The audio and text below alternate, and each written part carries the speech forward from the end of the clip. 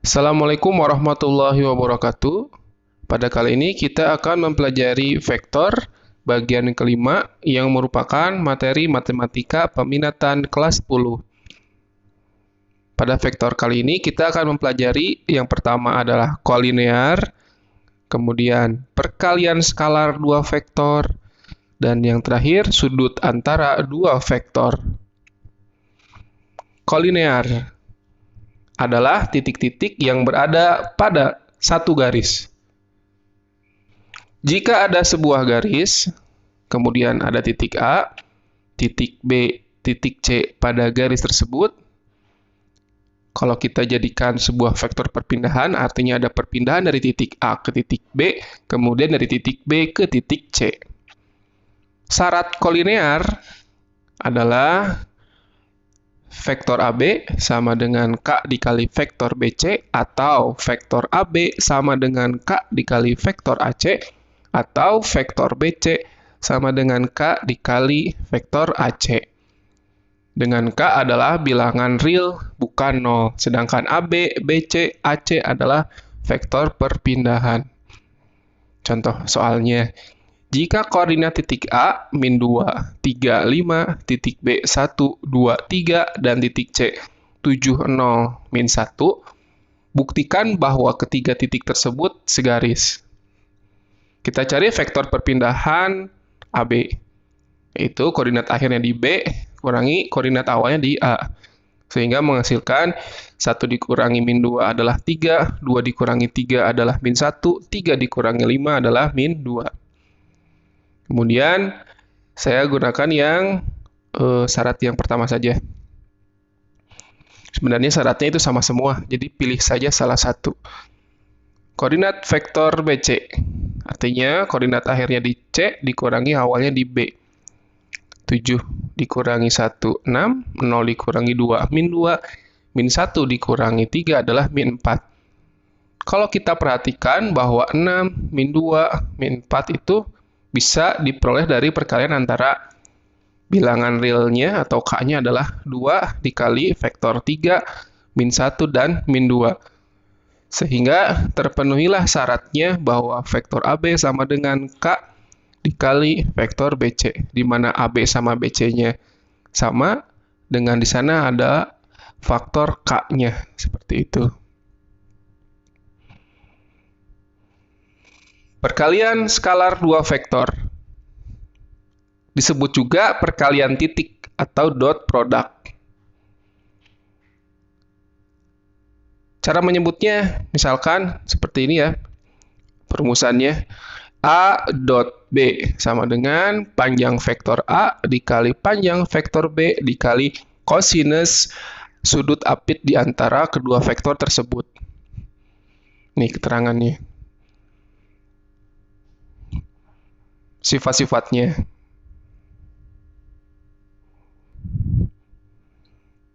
Ini adalah analisis sudut, hasil sudut, dan ilustrasi dari sudut di antara dua vektornya. Kalau sudutnya di antara 0 sampai 90 derajat akan membentuk sudut lancip. Kalau sudutnya di antara 90 derajat sampai 180 derajat membentuk sudut tumpul. Jika sama dengan 90 derajat membentuk sudut siku-siku. Kalau sudutnya 0 derajat saling berimpit. Kalau sudutnya 180 derajat saling berlawanan arah. Contoh soal, panjang vektor A adalah 6 satuan, panjang vektor B adalah 8 satuan. Jika sudut yang dibentuk kedua vektor adalah 30 derajat, maka A dot B-nya sama dengan, diketahui panjang vektor A-nya 6, panjang vektor B-nya 8, dan sudutnya 30 derajat. Yang ditanya A dot B.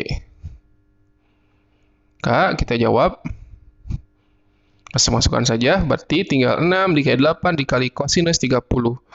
Di mana kosinus 30 adalah setengah akar 3. Sehingga hasilnya 24 akar 3. Persamaan ini digunakan jika di soalnya diketahui panjang masing-masing vektor dan diketahui sudut antara dua vektor. Contoh soal yang lain. Jika vektor A 4, min 3, 2, dan vektor B 1, 2, dan 5. Hasil A dot B-nya berapa? Diketahui masing-masing vektornya, ditanya A dot B-nya. Nah, ketika kita menggunakan persamaan yang sebelumnya, kita akan kesulitan. Kenapa? Kita bisa mencari panjang vektornya, tapi kita tidak tahu sudut di antara kedua vektor tersebut. Sehingga harus ada persamaan yang lain. Sebelum kita jawab, ingat lagi tentang vektor basis, yaitu vektor yang panjangnya satu satuan dan arahnya searah dengan sumbu koordinat. Seperti pada gambar. Di sumbu X ada vektor basis I, di sumbu Y ada vektor basisnya J, dan di sumbu Z ada vektor basis K. Di mana panjangnya atau besarnya masing-masing vektor basis tersebut adalah satu satuan.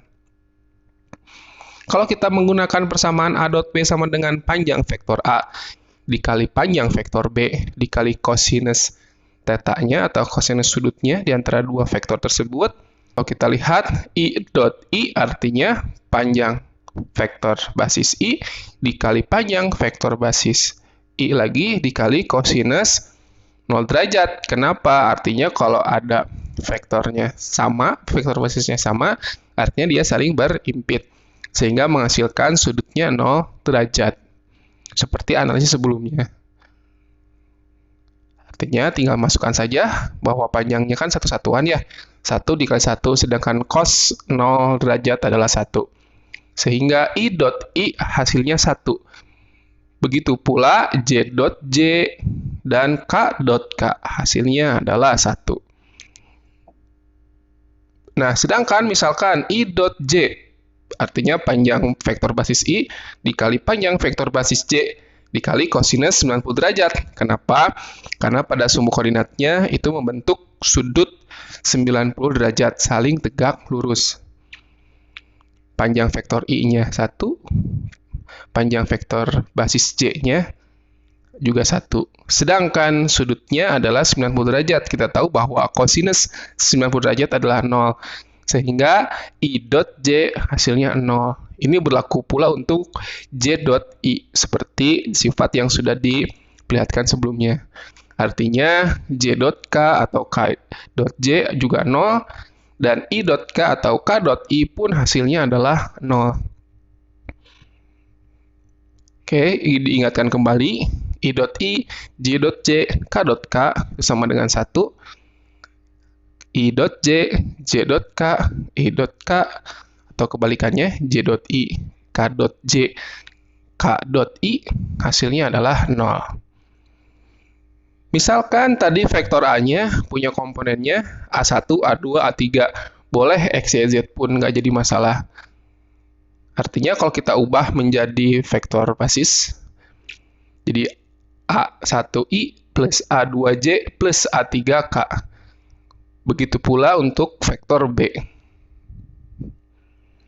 Kalau kita kalikan, maka kita mengalihkan semua komponennya. Sehingga dihasilkan seperti ini. A1, B1, I dot I, dan seterusnya. Karena kita sudah memiliki persamaan sebelumnya, kalau I dot I, J dot J, K dot K 1, sedangkan yang lainnya adalah 0, maka seperti ini. I dot I-nya 1, I dot J-nya 0, I dot K-nya 0, dan seterusnya. Maka dihasilkan seperti ini. Sehingga hasilnya adalah bahwa A dot B juga bisa dihasilkan dari perkalian antara komponen-komponennya A1 B1 ditambah A2 B2 ditambah A3 B3. Maka persoalan sebelumnya bisa dijawab seperti ini.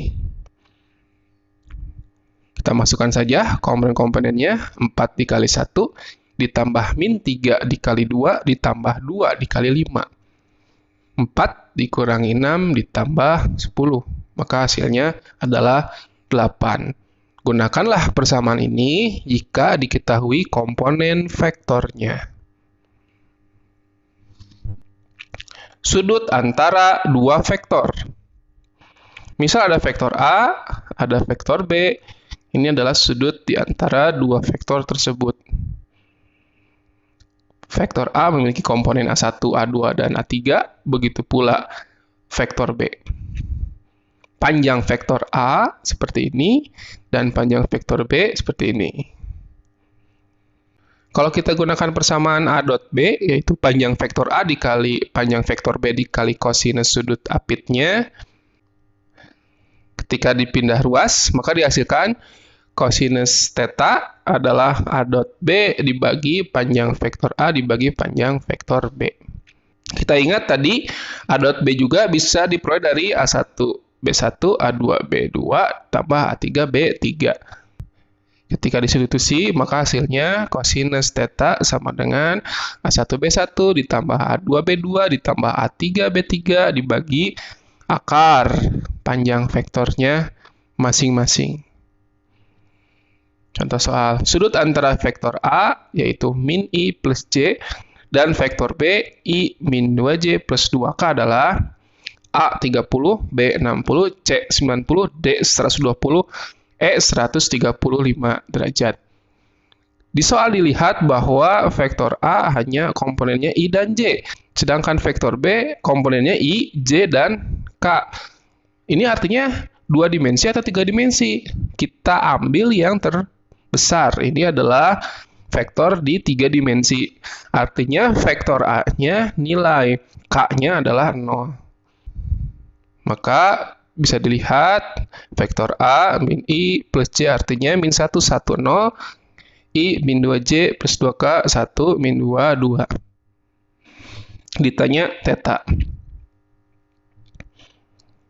Kita tinggal masukkan saja ke persamaannya. Min 1 kali 1 ditambah 1 dikali min 2 ditambah 0 dikali 2 dibagi perkalian antara panjang vektor masing-masing.